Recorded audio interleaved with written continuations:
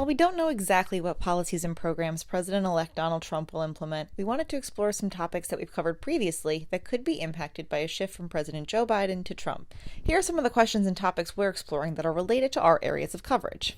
Number 1, how will a Trump presidency change and alter federal funds? Connecticut has received billions of dollars in federal funds under Biden, some from the COVID-19 pandemic relief packages like the American Rescue Plan Act, and others from bills like the Bipartisan Infrastructure Bill and the Inflation Reduction Act.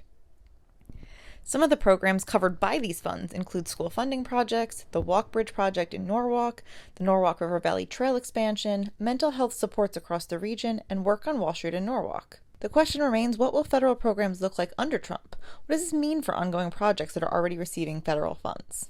Number 2, what impact will a Trump presidency have on offices like the Environmental Protection Agency or the Department of Education, which are involved in local projects and regulations? Some of these include efforts to improve water quality in the Long Island Sound, work to rebuild Penfield Pavilion in Fairfield, the growth of tree planting efforts, and more.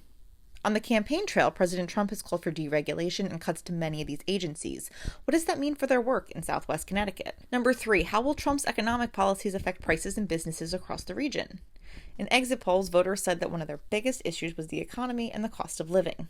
Voters cited high costs such as the price of groceries and housing among their top concerns.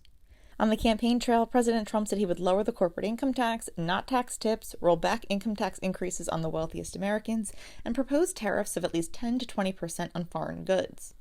What impact will these policies have on local and global businesses in Connecticut if they were to go into effect? And finally, how will healthcare change under President Trump? U.S. News has ranked Connecticut as 3rd in the country for access to healthcare and 6th for public health. Just 7.2% of the state's population was uninsured, compared to the national average of 11.3%. The state also has taken action to protect the rights to abortion. For years, Trump has called for the repeal of the Affordable Care Act.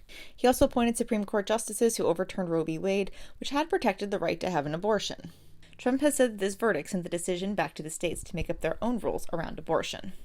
We're looking at what changes to healthcare Trump would try to implement during his second term. We also want to ask, what questions do you have? What are areas and topics around policies and issues that you would like to see us cover more?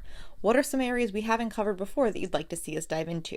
Email us at coastalconnecticuttimes.com to submit your ideas and thoughts.